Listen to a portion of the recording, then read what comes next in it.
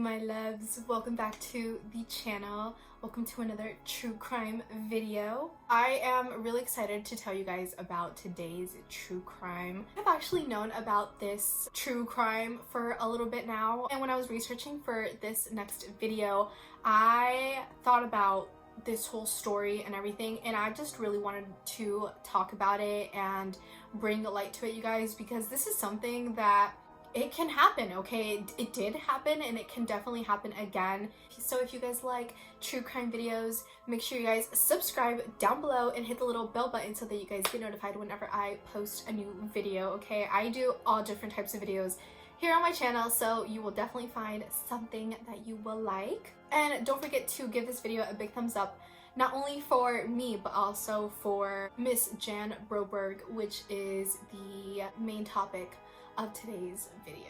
I want to go ahead and apologize really quickly, just in case this video is a little choppy.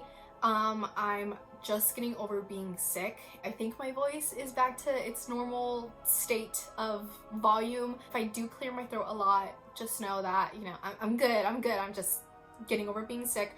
I have a little lemonade concoction that I made from like 3 different lemonades because they were all running out. But yeah, I have. Isn't it pretty? Such a cute color, huh? And just in case I do lack breathing. So there's that. Okay, so let's go ahead and talk a little bit about Miss Broberg and what her life was like growing up. Jan Broberg was born on July 31st in 1962 in Pocatello, Idaho. Growing up, Jan was a very bright and lovely little girl. She was always smiling and was very outgoing. Jan had 2 younger sisters, and they were all 2 years apart. She has Karen and Susan, and their parents are Robert and Mary Ann Broberg. Robert, also known as Bob, he was a florist, so he owned his own little florist business, and Mary Ann was a stay-at-home wife. The Broberg family were all members of a local church, Church of Jesus Christ of Latter-day Saints. Okay, that's the name of their church. And they were there every Sunday, okay, for service and for anything that the church ever needed, all the events and, you know, like plays and stuff like that. The Brobergs were always there. They were very known amongst the community. It was in June of 1972 where they met a man named Robert Birchtold. They also met his wife, Gail, and their sons. After the Brobergs met Mr. Birchtold, they became pretty close instantly. They would hang out at each other's houses quite frequently. The girls would go hang out at Robert Birchtold's house, or even Mr. Birchtold himself had kids, so they would go over to the Brobergs' house. They went on trips together. Like, they became a very close group of friends, I guess you could call them. It even got to the point to where the Brobergs called Robert Birchtold B. Okay, that's what they called him. He was B, like the letter B. And what was very interesting is that Mr. Birchtold, aka B, only had a nickname for Jan. He called her Dolly. On October 17th, B called Jan's mom, Mary Ann, and basically told her that he was going to take Jan horseback riding after her piano class. Jan was at school at the time. He told Mary Ann that he was willing to pick up Jan after her piano class, which was right after school, and take her horseback riding. They were all friends. They had all spent a lot of time together, so Mary Ann didn't see an issue with this right away. She did find it a little bit weird that, you know, he wanted to take her horseback riding, especially on a school night. It was just kind of like, wouldn't you just rather wait until the weekend? But he was like, no, like, it's a perfect day today. We'll just go right after school. It won't even be like that big of a deal. And of course, Mary Ann agreed. After B picked up Jan to go horseback riding, he never called Jan's family to let them know that they were okay. He never called them to let them know that they had arrived at the place where they were gonna go horseback riding. He just never called, okay? He kind of just disappeared with Jan, and they had no idea as to where the fuck he had gone. He wasn't answering the phone. His wife also had no idea. Don't worry, don't stress it, is basically what Gail's response to this was. So 5 days later, you guys, on October 22nd of 1974, Mary Ann and Bob decided to finally notify the police and call the FBI and let them know that Jan was missing.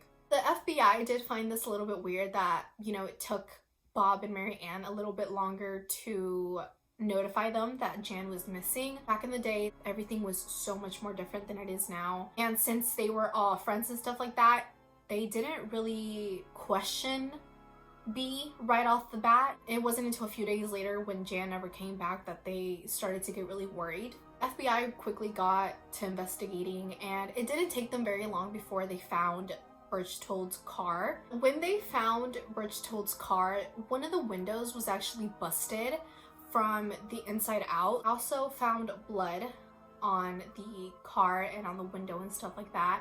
This made it seem like they were threatened, or like for some reason they had to get out of the car quickly, like they were in danger, is what this whole like scenario made it look like. Nobody could believe what was going on with Birchtold, okay? Nobody imagined that he was capable of doing anything bad or anything wrong to Jan or to anybody really. Like I said, they were members of the church, so they were pretty well known amongst the community and stuff like that. So this really came as a surprise, and it kind of shocked everybody. But the more that FBI kind of looked into B more and, you know, really got to like digging, they quickly realized that B had like an obsession with little girls. And what's actually crazy is that he tried doing the same thing with 2 other little girls before Jan. He got really close to their families and kind of became obsessed with these little girls. But fortunately for them, their parents noticed, you know, that there was something weird going on there, and they quickly cut him off. So nothing ever came to be with those 2 little girls, you know, thank God. But it was very good that the parents noticed that there was something creepy going on there, and they put an end to it and they cut him off completely. After this whole incident, they kind of noticed that he, you know, was always trying to find a way to be around Jan. And like I said, he had a nickname for her, which was Dolly. It would have been, I guess, normal if they would have all had nicknames, but why only Jan? Why was he so obsessed with just Jan? You know what I mean? Really quickly, I'm going to talk to you guys a little bit about Birchtold and his involvement with Jan's parents, and kind of how he was able to get so close to Jan so quickly. Okay, this man was a master manipulator, okay? In the fall of 1972, you guys, 2 years before Jan's first kidnapping, because she got kidnapped twice, and you guys will see that later on in the video. But 2 years before the first kidnapping, Birchtold was trying really hard to seduce Mary Ann, which was Jan's mom. Mary Ann actually recalls getting butterflies when she was around Birchtold, and he just made her feel some type of way, you know what I mean? He just made her feel like a fucking queen, and made her feel just so special. Made her feel and seem like there was nobody else in Birchtold's eyes other than Mary Ann. Because Birchtold was a very great manipulator, at one of the church's functions, he was able to convince Mary Ann to start having an affair with him.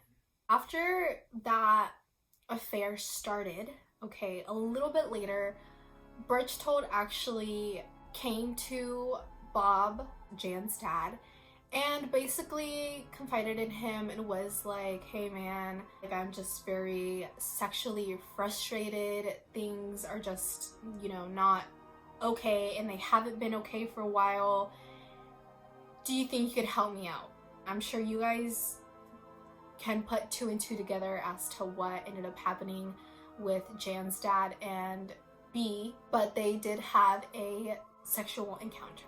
Birchtold knew that in order for him to get to Jan and be able to do whatever the fuck he planned on doing with Jan, he had to destroy Mary Ann and Bob's relationship first because they were a very close-knit family, okay? They were very much all about each other and just, you know, unity and forgiveness and love. And so he knew that he had to, in a sense, destroy their relationship, their family, their love, in order for him to be able to get to Jan.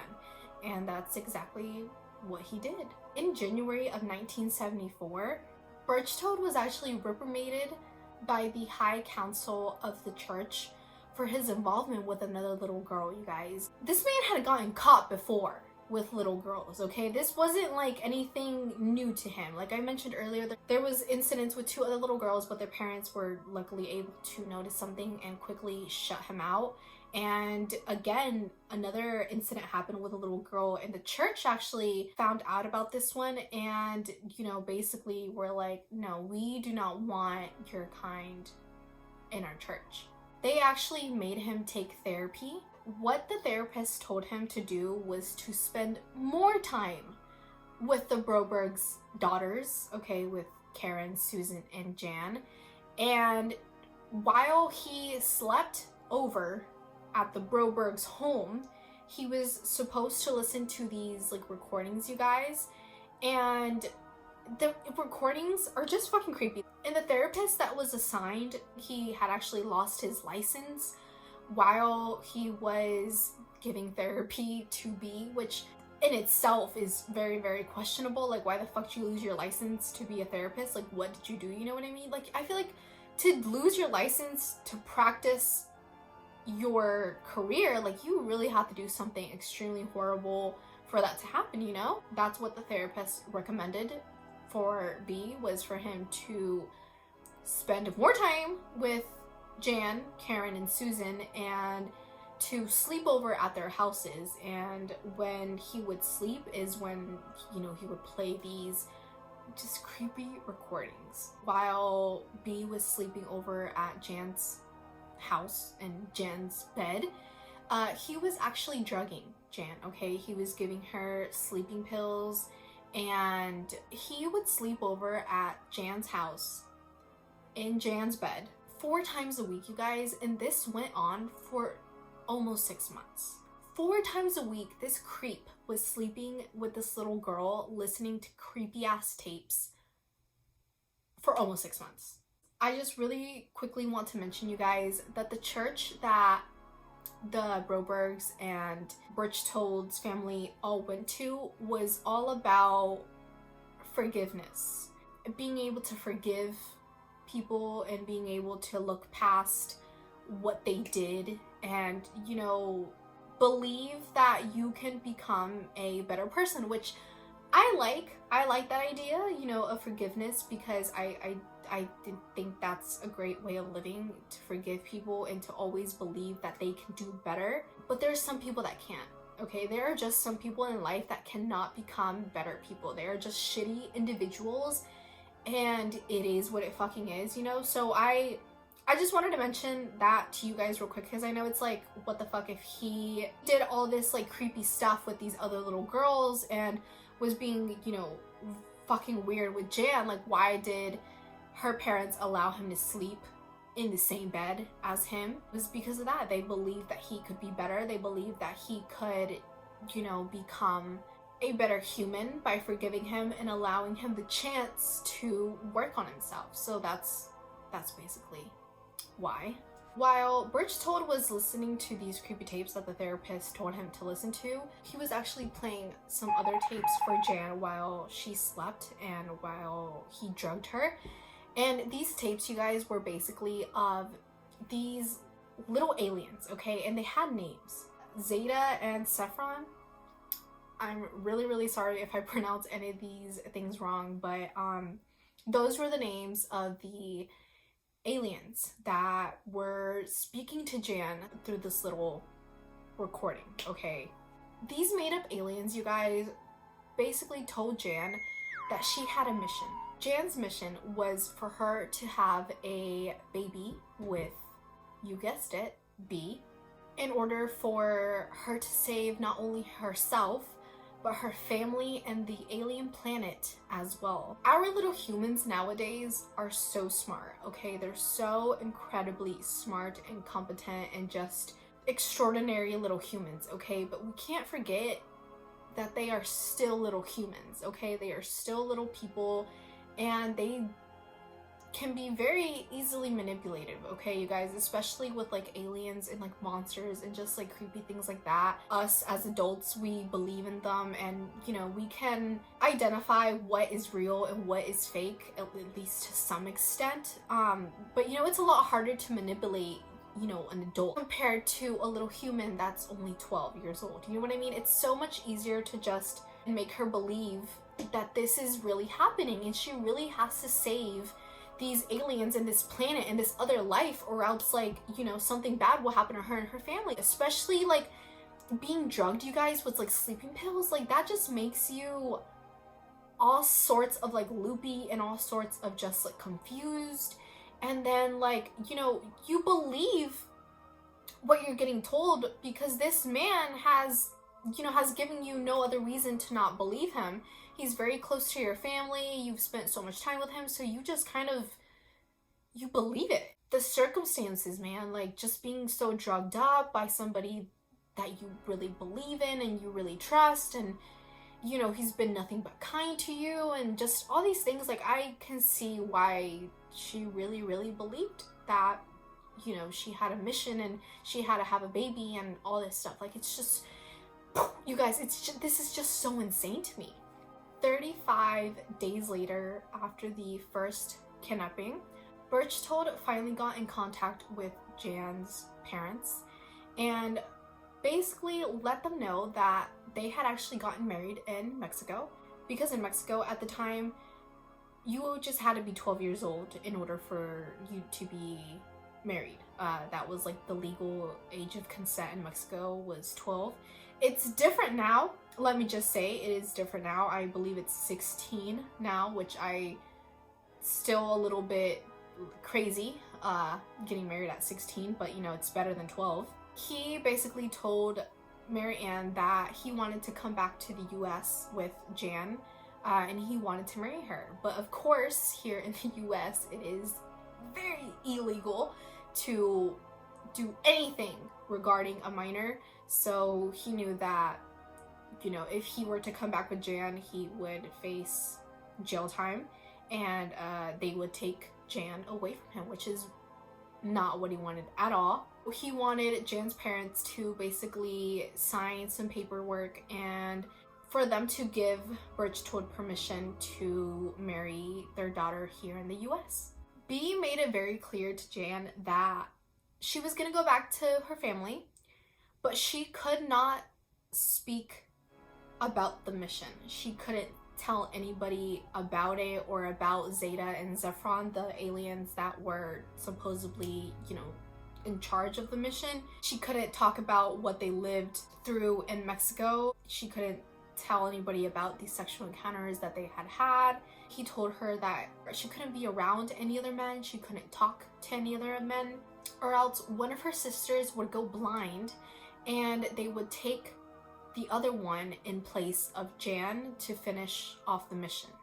Mary Ann and Bob were not okay with Berchtold marrying Jan, so they notified the police as to what was going on, and they flew to Mexico to pick up Jan, and it was in Mexico where Berchtold was arrested and was brought back to the US to be convicted. After Jan was reunited with her family and Berchtold was in the police custody, Gail Berchtold, which was Berchtold's wife, went to visit Mary Ann and Bob and threatened to come out about the sexual encounter that Bob and Berchtold had had, and basically blackmailed them into dropping all the charges against Berchtold. This made it very difficult to convict Berchtold when, you know, all the charges that you have against him are suddenly dropped and he was released. That just says so much about Gail blackmailing the Brobergs into dropping all the charges against her husband. it just don't sit right with me. You as the wife should know exactly what your husband is capable of, especially when you have multiple reasons to believe that this man is a danger to little girls, and you still are on his side. And he's finally like going to get put away for some time for, you know, doing all the creepy things that he's done, and yet you go and help him get released.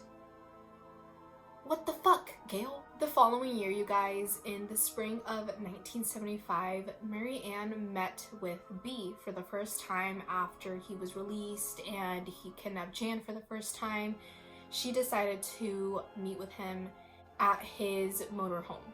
It was after the encounter that B and Mary Ann had where Mary Ann and Bob started to have problems in their marriage. He told Mary Ann to leave Bob and to basically be with him, that he loved her and he wanted to spend the rest of his life with her. See, Gail is over here trying to do everything she can to make B a free man, and B's over here trying to get with Mary Ann. In June of 1976, 20 months after the first kidnapping, Birchtold agreed to a plea deal and was supposed to serve 45 days in jail, but only ended up serving 10 days, you guys. He got 10 days for kidnapping this little girl, taking her to Mexico, marrying her in Mexico. Like, what? 10 days? After B, you guys, was released from his 10-day sentence for kidnapping a little girl, he moved to Jackson Hole in Florida and opened up an entertainment center, you guys. And of course, during this whole time, Jan is still thinking about the mission because, like I said, she wasn't allowed to talk to anybody about it. She wasn't allowed to mention it. She wasn't allowed to say anything to anybody about it. So all she could really think about was, oh my god, I have to finish this mission. Jan decided to go to Jackson Hole to be with B for 2 weeks. B actually called Mary Ann and was like, hey, just so you know, Jan really wants to come stay with me in Jackson Hole, and if you don't let her, she's going to hitchhike the whole way here. So it was either let her come and help her come, or watch as she does it on her own. On August 10th, 1976, the Brobergs found a note from Jan in her room telling them that she was running away to be with B. Jan had already been kidnapped once, and that whole thing happened, and like I said, they were very known amongst the community and stuff like that. They didn't want to raise any suspicions, or they didn't want anybody to think badly of them, so they actually waited 2 whole weeks, you guys, before they finally notified the police as to what had happened with Jan this time. Now fast forward in time, you guys, 90 days after Jan's second kidnapping, Jan called home and basically let them know that she was okay, but that she wanted to marry B. And she also mentioned that she hadn't spoken to B in a few weeks, and that's just on itself is suspicious. Like, if you want to be with somebody so bad, you are going to find a way to talk to that person. You know what I mean? You're going to find a way to see them. So the fact that she came out and was just like, oh, I haven't spoken to him in like weeks, but I really, really want to be with him, like, I don't know. You know what I mean? It's 102 days after the second kidnapping, police were able to track B, and they followed him to a payphone. And when B left the payphone, they, you know, went over to it to, you know, inspect it and stuff like that. And they had found the phone book was open and it had a phone number written down. They took that phone number and they called. Now this led them to an all-girls Catholic school in California. The police obviously got to investigating and asking for Jan Broberg. Now the school didn't have anybody attending by the name Jan Broberg, but because the whole situation with B and stuff like that, they thought that maybe she was there under a different name, and sure enough she was. Basically made up this whole story about how he was a undercover agent during the Lebanon era and how they had escaped the Lebanon, and so nobody could know that Jan was there because it was, you know, very, very risky for her and for B, who by the way claimed to be her dad when he was enrolling her in this school, and basically told, you know, the nuns at the school that nobody could know that they were there. Like, this was like a super top secret like mission that he was on, and she would remain there and he would visit on the weekends. The police were able to bring Jan home after they found her at the Catholic school and arrested B right then and there. There was a huge difference from when Jan got kidnapped the first time to when Jan got kidnapped this second time. The first time that she came home, she was very, very excited to finally be with her family and see her sisters and her mom. And like I said, she was distant with her dad because, you know, she got told that she couldn't be around any other men or couldn't talk to any other men. But, you know, things were still a little bit normal. She went back to school, like everything was okay. She went back to her friends and stuff like that. But this second time that she came home, you guys, she was just distant with everybody, okay? She was especially distant with her father, but just with her sisters and with her mom, she didn't want to talk to anybody. She didn't want to be around anybody. She was not having it, you guys. 38 days after Jan was brought home, Bob's business was actually burned to the ground, you guys, by two men that B hired from prison. The men were found and were arrested and charged for the burning of the florist business, but they couldn't pin it against B, you know what I mean? So they couldn't really do anything in that sense. B was actually court ordered into a mental institution. And he was actually released from this mental institution, you guys, less than 6 months after he first arrived. He claimed that when he was very young, his mother was very sick and his stepfather really didn't treat him like his own, you know what I mean? He found himself living in you have the main house, you know what I mean? And then you have like a little like cottage, like little shed and stuff like that. That's where basically he lived. And his mom, you know, was very, very sick, so she wasn't there to really raise him or to like help him and stuff like that. And he was raised by his stepfather that really did not want him there at all.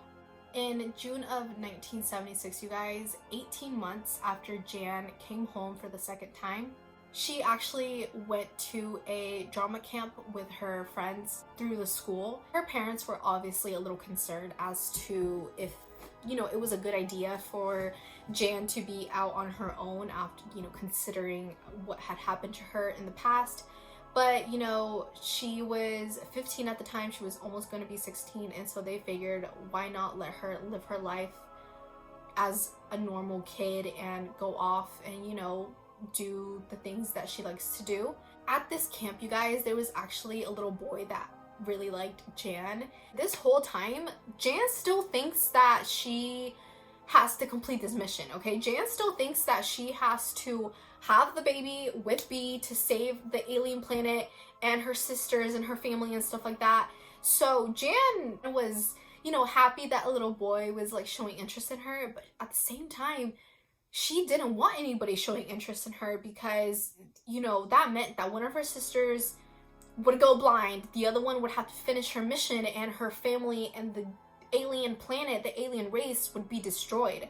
So this was just a lot on Jan, and she thought like, oh my god, something really bad is gonna happen. She actually called her mom while she was at camp and begged her to bring her back home, that she couldn't be there. Like, she was just having a panic attack, you guys. Her mom actually had told her that, you know, the dogs were like a little bit sick, and Jan really thought that this was her doing. She was like, oh my god, this little boy is showing interest in me, so, you know, the dogs are sick and it's only gonna get worse. The next day, her mom, Marianne, actually called Jan and told her, you know, the dogs are okay, like, it's nothing bad happened. I gave them some bad food and they're okay now, like everything was okay. And I don't know what Jan was thinking. I could only imagine, but I want to believe that this was the first time that Jan really kind of put two and two together and was like, you know, maybe this isn't so true. Maybe all these lies that I've been told the last couple of years aren't true and nothing bad will happen if a little boy likes me, you know what I mean? After Jan came home from the drama camp is when she confided in her best friend and one of her sisters, and shortly after she told her parents what Berchtold had told her and made her believe this whole time. Of course, after finding out what your daughter and sister has gone through, man, I can only imagine what she felt and what the parents felt, you guys, because in a sense helped Berchtold get close to Jan. This man was so fucking good at manipulating people. 28 years later, you guys, Mary Ann wrote a book called Stolen Innocence, the Jan Broberg story. B actually claimed that everything in the book and everything Jan ever said about what happened with them was fake. And if they didn't put an end to the book and to like the public speaking that Jan was doing, he was going to make their lives living hell. Sir, you already fucking did that, okay?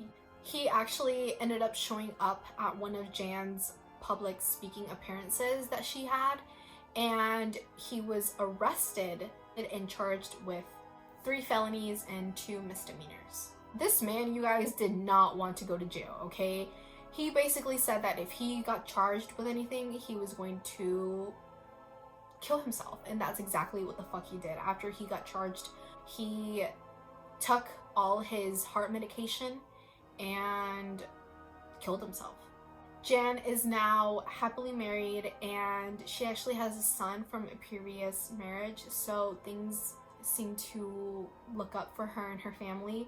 There's actually, you guys, a documentary on Netflix. It's called Abducted in Plain Sight, and it's all about this story and what she went through, and there are so many more details in that documentary, obviously, that I, you know, couldn't cover and stuff like that. So I would highly, highly, highly suggest you guys go watch that. It is very, very good, and it just puts you more into Jan's perspective and the perspective of her parents and just like what they went through as a family, you guys. This was so heartbreaking, you guys, to me, because I'm not a parent, you guys, and you know, the closest thing to being a parent that I have ever gotten is with my little sister. No, I am no one to say anything about parenting. I have no experience whatsoever. But if you do start to notice that somebody close to you or your little ones is just a little odd, or, you know, shows certain interests in them, or just always wants to be with them, or like take them out by themselves, just be very aware, you guys, and, you know, talk to your little ones and let them know that they are not alone, and anything and everything that happens, they can come to us for help. Yeah, you guys, that is the end of this true crime video. I hope you guys enjoyed the video and learned about a new crime that maybe you guys haven't heard before. And remember, you guys, okay, forgive, but do not forget, okay? Be very aware of your little humans and the surroundings and the people that we bring around them and stuff like that. It's best to push people away than to bring someone in and something really bad happen. I hope you guys have an amazing rest of your day, a dope ass rest of your week, okay? I'll see you guys in the next video. Bye.